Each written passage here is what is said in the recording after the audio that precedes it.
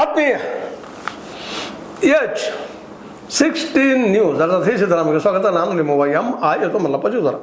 ಆತ್ಮೀಯರೇ, ನಮ್ಮ ABVP ಅಖಿಲ ಭಾರತೀಯ ವಿದ್ಯಾರ್ಥಿ ಪರಿಷತ್ ಒಳ್ಳೆಯ ಸಂಘಟನೆ, ಎರಡು ಮಾತಿಲ್ಲ, ವಿದ್ಯಾರ್ಥಿ ಹಿತ ಬಯಸುವಂಥ ಒಂದು ಸಂಘಟನೆ ಅಂತ ಹೇಳ್ಕೊಳ್ತಾರೆ. ಇದು ಒಂದು ನಮ್ಮ BJPಯ ಅಥವಾ ನಮ್ಮ RSSದ ಭಾಗ ಅನ್ರಿ, ಅಂಗಸಂಸ್ಥೆ ಅನ್ರಿ, ಶಾಖಾ ಅನ್ರಿ, ಏನೋ ಅನ್ರಿ, ಅದು ನಿಮಗೆ ಬಿಟ್ಟಂಥದ್ದು. ಭಾಳ ಸಂತೋಷ. ಇವತ್ತು ಪೊಲೀಸ್ ಆಯ್ಕೆಯಲ್ಲಿ ಸಿವಿಲ್ ಪೊಲೀಸಲ್ಲಿ ನಡೆದಂಥ ದಾಂಧಲೆ ಬಗ್ಗೆ ಬೆಳಗಾವಿಯಲ್ಲಿ ಅಲ್ಲಲ್ಲೇ ಇಲ್ಲಲ್ಲೇ ಬೆಂಗಳೂರು ಸ್ಟ್ರೈಕ್ ಮಾಡ್ತಾ ಇದ್ದಾರೆ. ಅದು ಆಗಬೇಕು, ತನಿಖೆ ಆಗಬೇಕು, ಅದು CBI ಮೂಲಕ ಆಗಬೇಕು. ಭಾಳ ಸಂತೋಷ, ಇದು ತಪ್ಪಲ್ಲ, ಮಾಡಲೇಬೇಕಂತ ತಪ್ಪು ಯಾರ್ದೇ ಆಗಿರೋದು. ಯಾಕಂದರೆ ರಾಹುಲ್ ಗಾಂಧಿಯವರು CJPಗೆ ಬೆಂಬಲ ನೀಡಿ ನೀಟ್ ಬಗ್ಗೆ, ಇನ್ನುಳಿದ ಬಗ್ಗೆ, ಅಲ್ಲಿ ತೀರಿಕೊಂಡಂಥ ವಿದ್ಯಾರ್ಥಿಗಳ ಬಗ್ಗೆ, ಆತ್ಮಹತ್ಯೆ ಮಾಡಿಕೊಂಡಂಥ ವಿದ್ಯಾರ್ಥಿ ಬಗ್ಗೆ ಪ್ರತಿಭಟನೆ ಮಾಡೋ ಮುಂದೆ ಮತ್ತು ಇವ್ರು ಯಾಕೆ ಮಾಡಬಾರ್ದು?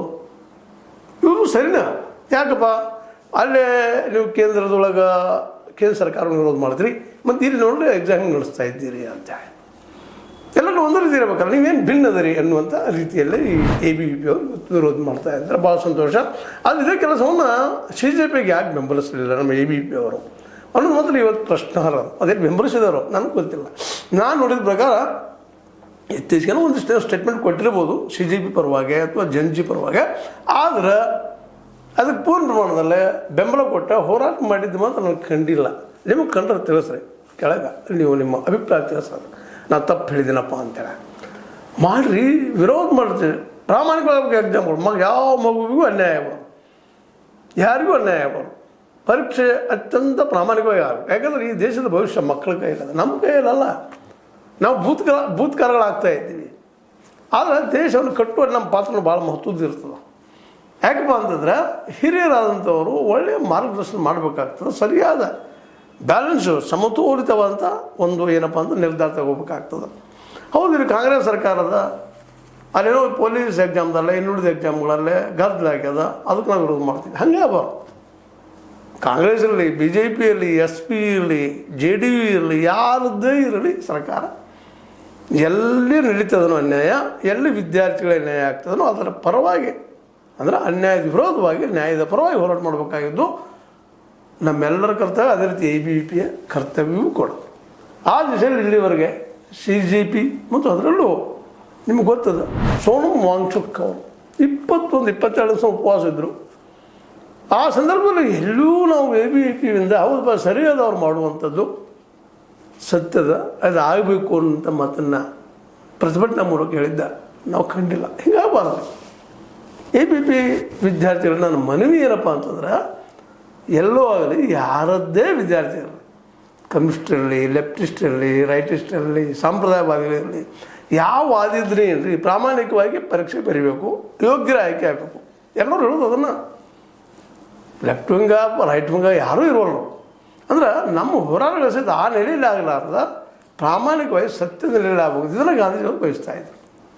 ಗಾಂಧೀಜಿಯವರೆಲ್ಲನೂ ಇದು ಬೇಡಪ್ಪ ನಮಗಂತ ಹೇಳ್ತಾ ಇದ್ರು. ಮನುಷ್ಯ ಬದುಕಬೇಕಾಗಿದೆ, ಮನುಷ್ಯಗೆ ಸತ್ಯ ಬೇಕಾಗಿದೆ, ಬದುಕು ಆಸರ ಆಗಬೇಕಾಗಿದೆ, ಅದು ಒಂದು ಹಿಂಸೆ ಬೇಕಾಗಿಲ್ಲ, ಅಹಿಂಸೆ ಮೂಲಕ ಹೋರಾಟ ಮಾಡಬೇಕು. ಆ ದಿಶೆಯಲ್ಲಿ CJP ಅವರು ತಮ್ಮ ಹೋರಾಟವನ್ನು ಮುಂದುವರಿಸಿದ್ರೆ ಇವತ್ತು ದಿಪ್ಕೆ ಅಭಿಜಿತ್ ದಿಪ್ಕೆ ಸ್ವತಃ ಹೇಳ್ಕೊಡ್ತಾರೆ, ನಾವು ಗಾಂಧಿವಾದಿಗಳು, ಅಂಬೇಡ್ಕರ್ ವಾದಿಗಳು ಅವರು ಸ್ವತಃ ತೋರಿಸಿದ್ರು ಸಹಿತ. ಅದರಲ್ಲೂ ಸೋನಮ್ ವಾಂಗ್ಚುಕ್ ಅವರು ಇವತ್ತು ಅದರ ಕಾಲದಲ್ಲೇ ಗಾಂಧೀಜಿಯವರು ಹೆಜ್ಜೆಟ್ಟು ಸರ್ಕಾರವನ್ನು ಈ ದಿಶೆಯಲ್ಲಿ ಚಿಂತನೆಗೆ ಹಚ್ಚಿದಷ್ಟಲ್ಲ, ಅವ್ರಿಗೆ ಇಲ್ಲಪ್ಪ ನೀವು ಸರಿ ಇಲ್ಲಿದ್ದು ಸರಿಯಾಗಿ ಮಾಡ್ರಿ ತಿಳಿದ್ದು ಒಂದು ಮೂಮೆಂಟನ್ನು ನಿರ್ಮಾಣ ಮಾಡಿದ್ರು ರಾಷ್ಟ್ರ ಮಟ್ಟದಲ್ಲಿ. ಅದು RSS ವಿರೋಧವಾಗಿ ಯುವಕರನ್ನು ತನಗಳ ಸೆಳೆಯುವಲ್ಲಿ ಸೋನಮ್ ವಾಂಗ್ಚುಕ್ ಆಗಿರ್ಬೋದು, CJP ಆಗಿರ್ಬೋದು, ಜನಜಿ ಆಗಿರ್ಬೋದು, ಇವತ್ತು ಯಶಸ್ವಿಯಾಗಿದ್ದಾರೆ. ಇವತ್ತು ಕೆಲವು ಜನ ಹೇಳ್ತಿರ್ಬೋದು, ಪಿಯೂಷ್ ಗೋಯಲ್ ಆಗಿರ್ಬೋದು, ಇನ್ನುಳಿದವರಾಗಿರ್ಬೋದು, JNG ಆಗಿರ್ಬೋದು, ಅಥವಾ ಈ CJP ಆಗಿರ್ಬೋದು, ಅದು ನಮ್ಮ ಯುವಕರು ಅಂತ. ಇದನ್ನು ಮೊದಲೇ ಹೇಳಿದರೆ ಭಾಳ ಚೆನ್ನಾಗಿತ್ತು. ಆ 21 ವಿದ್ಯಾರ್ಥಿಗಳು ನೀಡದಲ್ಲೇ ಆತ್ಮಹತ್ಯೆ ಮಾಡಿಕೊಂಡಿದ್ದು, ಆ ಸಂದರ್ಭದಲ್ಲಿ ಅದನ್ನು ಆತ್ಮಹತ್ಯೆ ಮಾಡಿಕೊಂಡಂತಹ ವಿದ್ಯಾರ್ಥಿಗಳಿಗೆ ಬೆಂಬಲವಾಗಿ ಅವತ್ತು ಸ್ವತಃ ಹೋರಾಟ ಮಾಡಿ ಅದಕ್ಕೆ ಕಾರಣಕರ್ತರಾದಂಥ ಅವತ್ತಿನ ಶಿಕ್ಷಣ ಮಂತ್ರಿ ಈ ನಿಮ್ಗೆ ಗೊತ್ತದ ಪ್ರಧಾನ ಅವರನ್ನು ಇಳಿಸುವಲ್ಲಿ ಕಾರಣಕರ್ತರಾಗಿದ್ದರೆ ಇವತ್ತು ಇಡೀ ದೇಶ ಅವರ ಹಿಂದಿರ್ತದೆ. ಇವತ್ತು RSS ವಿರೋಧವಾಗಿ BJP ವಿರೋಧವಾಗಿ ಇವತ್ತು CJP ಜಂಜಿ ಇವತ್ತು ತಮ್ಮ ಶಕ್ತಿಯನ್ನು ವೃದ್ಧಿ ಮಾಡಿಕೊಂಡು ದೇಶದ ಎಲ್ಲ ಮೆಟ್ರೋಪಾಲಿಟನ್ ಸಿಟಿಗಳಲ್ಲಿ, ಯಾಕಂದ್ರೆ ಇವತ್ತು ನೋಡ್ರಿ ಮಧ್ಯಮ ವರ್ಗ, ಮೇಲ್ಮಧ್ಯಮ ವರ್ಗ, ಅದು ಹೈಯರ್ ವರ್ಗದವ್ರು ಮಾತ್ರ ಇವತ್ತು ಮ್ಯಾಕ್ಸಿಮಮ್ ಹೇಳ್ತಾ ಇದ್ದೀವಿ. ಎಲ್ಲೋ ಒಂದು ಅಕಲ್ಪ ನಾವು ಎಕ್ಸೆಪ್ಷನ್ಸ್ ಅಂತೀವಿ ಅದಕ್ಕೆ. ಯಾರೋ ಒಬ್ಬ DC ಪಾರ್ಟಿ ಅವರೊಬ್ಬ ಬಡವರ ಮಗ DC ಪಾರ್ಟಿ ಆದ ಅಂತ ಹೇಳೋದಲ್ಲ. ಎಲ್ಲರೂ DC ಪಾರ್ಟಿ ಆಗುವಂಥ ಒಂದು ವ್ಯವಸ್ಥೆ ಆಗಬೇಕಾಗದೇ ಇಲ್ಲ, ಅದಿಲ್ಲ ಇಲ್ಲಿ. ಆ ಎಕ್ಸೆಪ್ಷನ್ಸ್ ಅಲ್ಲ, ಇದು ಎಲ್ಲರಿಗೂ ಒಂದು ರೀತಿ ನ್ಯಾಯ ಸಿಗುವಂಥದ್ದಾಗಿತ್ತಪ್ಪ ಅಂದ್ರೆ ನೀಟ್ ಎಕ್ಸಾಮ್ದಂಥ ಈ ಆತ್ಮಹತ್ಯೆಗಳಿಗೆ ಹೋರಾಟ ಮಾಡಿದರೆ ABP ಅದಕ್ಕೊಂದು ಗರಿ ಬರ್ತಿತ್ತು, ಬೆಲೆ ಬರ್ತಿತ್ತು. ಅದು ಮಾಡಲಿಲ್ಲ ಅನ್ನೋದು ನೋವಿನ ವಿಷಯ. ಯಾಕೆ ಮಾಡಲಿಲ್ಲ ಅವ್ರು ಬಿಟ್ಟು ವಿಷಯ. ಆದರೆ ಈ ಸಂದರ್ಭದಲ್ಲಿ ನೆನಪಿಸ್ಬೇಕಾಗ್ತದೆ. ಇವತ್ತು ABP ಅವ್ರು ಹೊರಗೆ ಬಂದ ಹೋರಾಟ ಮಾಡ್ತಾ ಇದ್ದಾರೆ. ಪರೀಕ್ಷೆಗಳ ಸಲುವಾಗಿ ಮಾಡಲೇಬೇಕಾದಂಥದ್ದು, ಯಾಕಂದ್ರೆ ವಿರೋಧಿಸ್ಲಿಕ್ಕೆ ಆಗಲಾರಂಥದ್ದು. ಅಲ್ಲಿ ಏನಾದರೂ ಏನಪ್ಪ ಅಂತಂದ್ರೆ ನಂಬರ್ದು ಅಂದೆ ಅಂತೀವಿ ನಾವು, ನಕಲ್ ಮಾಡುವಂಥದ್ದು ಅಂತೀವಿ, ಮತ್ತೇನೋ ಅಂತೀವಿ. ಅದಾಗಿದ್ದರೆ ಅದು ನಿಲ್ಲಬೇಕು. ಮತ್ತು ವಿರೋಧಕ್ಕಾಗಿ ವಿರೋಧ ಮಾಡೋದು ಸರಿಯಲ್ಲ ಅನ್ನುವಂಥದ್ದು. ಅದಕ್ಕಾಗಿ ಇವತ್ತು ಇವತ್ತು ಈ ಸಂದರ್ಭದಲ್ಲೇ ಈ ಪರೀಕ್ಷೆಗಳು ಯಾರೇ ಸರ್ಕಾರ ಇರಲಿ, ಯಾವುದೇ ಇರಲಿ, ಯಾರೇ ಮಿನಿಸ್ಟರ್ ಇರಲಿ, ಮುಖ್ಯಮಂತ್ರಿ ಇರಲಿ, ಯಾರೋ ಪ್ರಧಾನಮಂತ್ರಿ ಇರಲಿ, ಯಾರೂ ಇರಲಿ, ಅವ್ರ ಮನವಿ ಒಂದು ಏನಪ್ಪ ಅಂದ್ರೆ ಎಲ್ಲ ಇಡೀ ದೇಶದ ಮಕ್ಕಳಿಗೆಲ್ಲನೂ ಫ್ರೀ ಎಜುಕೇಷನ್, ಹೈಯರ್ ಎಜುಕೇಷನ್. ಬರೀ ಶಿಕ್ಷಣ ಅಷ್ಟೇ ಅಲ್ಲ, SSLC ಬರೋದು ಬಿಡೋದಲ್ಲ, ಅವರು ಎಲ್ಲಿವರೆಗೆ ಕಲಿತಾನಂತಾರಲ್ಲ ಅಲ್ಲಿವರೆಗೆ ಕಲಿಸುವಂಥ ಒಂದು ವ್ಯವಸ್ಥೆಯನ್ನು ಮಾಡಬೇಕಾಗಿದೆ. ಅದು ಮಾಡಲಿಕ್ಕೆ ಸಾಧ್ಯ ಅನ್ನೋದು ಇವತ್ತು ಮುಖ್ಯ ಮೂಲಭೂತ ಪ್ರಶ್ನೆ. ಇದರ ಸಲುವಾಗಿ ನಮ್ಮ ABP ಅವರು ಹೋರಾಟ ಮಾಡಿ ಇದನ್ನು ತರುವಂಥ ದಿಶೆಯಲ್ಲೇ ಇದಕ್ಕೆ ಎಲ್ಲರ ಬೆಂಬಲನೂ ಅದ. ಇದಕ್ಕೆ ಈವನ್ CJP ಸಹಿತ ಬೆಂಬಲ ಕೊಡ್ತದೆ. ಇವರಿಗೆ ಅಧಿಕಾರದಲ್ಲಿದ್ದಾಗ ಇದನ್ನೆಲ್ಲ ಮಾತಾಡುತ್ತಿದ್ದಂಥ BJP ಆಗಿರ್ಬೋದು, RSSದವರಾಗಿರ್ಬೋದು, ಅಧಿಕಾರಕ್ಕೆ ಬಂದಿದ್ದಾರೆ. ಆ ದಿಶೆಯಲ್ಲಿ ಯಾಕೆ ಹೆಜ್ಜೆ ಇಡಬಾರ್ದು? ಇಡೀ ದೇಶಕ್ಕೊಂದು ಮಾದರಿ ಶಿಕ್ಷಣ ಯಾಕೆ ಕೊಡಬಾರ್ದು? ಚೈನಾದಲ್ಲಿ ನೋಡ್ರಿ, ಕಮ್ಯುನಿಸ್ಟಲ್ಲಿ ಯಾರೂ ಇಲ್ಲೋ, ತಮ್ಮಲ್ಲಿ ಹುಟ್ಟಿದಂಥ ಪ್ರತಿಯೊಬ್ಬ ಮಗುವಿಗೂ ಹೈಯರ್ ಎಜುಕೇಷನ್ ಫ್ರೀ ಕೊಡುವಂಥ ಕೆಲಸ ಮಾಡಿ, ಅಲ್ಲಿ ನೀವು ಯಾವುದೋ ಒಂದು ಇಂಡಸ್ಟ್ರಿ ಮಾಡ್ತೀನಿ ಮತ್ತೇನೋ ಮಾಡ್ತೀನಿ ಅನ್ನೋದ್ರಿಗೆ ಇನ್ವೆಸ್ಟ್ಮೆಂಟ್ ಸ್ವತಃ ಗೌರ್ಮೆಂಟ್ ಮಾಡಿ ಬೆಳೆಸುವಂಥ ಪದ್ಧತಿ ಮಾಡಿದ್ದಾಗ ಮ್ಯಾನುಫ್ಯಾಕ್ಚರಿಂಗ್ ಡಿಪಾರ್ಟ್ಮೆಂಟ್ ಅಥವಾ ಈ ಉದ್ಯೋಗ ಸೃಷ್ಟಿ ಮಾಡುವಂಥ ಏನೋ MSME ಇದ್ದಾವ, ಅಥವಾ ಸ್ಮಾಲ್ ಸ್ಕೇಲ್ ಇಂಡಸ್ಟ್ರಿ ಇದ್ದಾವ, ಅಥವಾ ಲಾರ್ಜ್ ಸ್ಕೇಲ್ ಇಂಡಸ್ಟ್ರಿ ಇದ್ದಾವ, ಇವತ್ತು ಅತ್ಯಂತ ಜಬರ್ದಸ್ತಾಗಿ ಬೆಳೆದಂಥ ನಮ್ಮ ದೇಶಕ್ಕೆ ಎಷ್ಟರ ಮಟ್ಟಿಗೆ ಅವರು ಎಕ್ಸ್ಪೋರ್ಟ್ ಮಾಡ್ತಾರಪ್ಪ ಅಂತ ತಮ್ಮ ಮ್ಯಾನುಫ್ಯಾಕ್ಚರ್ಡ್ ಗೂಡ್ಸ್ಗಳನ್ನು ಇವತ್ತು ಚೈನಾದ ಮೇಲೆ ಬಂದು ನಿಂತಿದ್ದೀವಿ. ನಮ್ಗೆ ಕಳಿಸ್ರಪ್ಪ, ನಮ್ಗೆ ಕಳಿಸ್.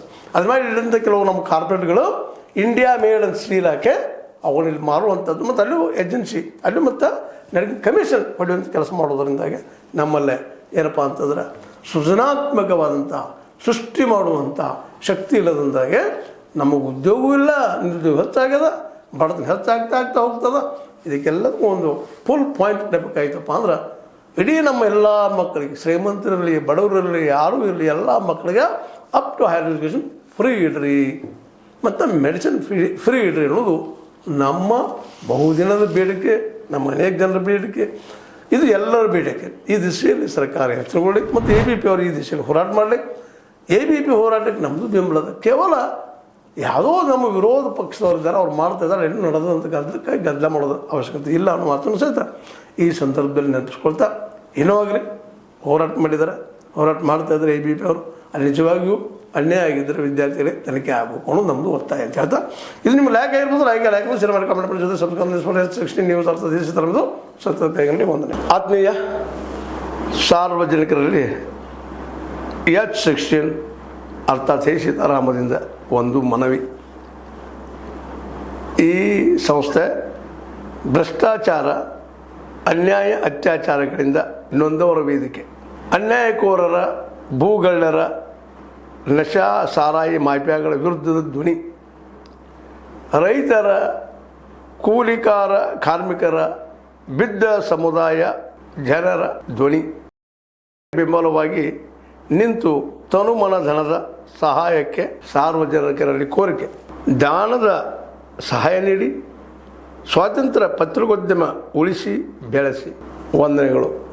ತಮ್ಮನ್ನೇ ನಂಬಿರುವ ಮಲ್ಲಪ್ಪ ಇ ಜೋತಾವರ್. ಈ ಕೆಳಗಿನ QR ಸ್ಕ್ಯಾನ್ ಮಾಡಿ ಅಥವಾ ಈ ನಂಬರ್ ಅಂದರೆ 7411402405ಗೆ ಇಲ್ಲ 968686 4852ಗೆ ನೀವು ಫೋನ್ಪೇ ಮಾಡಿ, ಪೇಟಿಎಮ್ ಮಾಡಿ ಅಥವಾ ಇನ್ನಾವುದೇ ಮಾಧ್ಯಮದಿಂದ ಗೂಗಲ್ ಮೂಲಕ ಸಹಾಯ ಮಾಡಿ ಈ ಪ್ರಾಮಾಣಿಕ ಪತ್ರಿಕೋದ್ಯಮವನ್ನು ಉಳಿಸಿ ಅಂತ ಮತ್ತೊಮ್ಮೆ ಮನವಿ. ವಂದನೆಗಳು.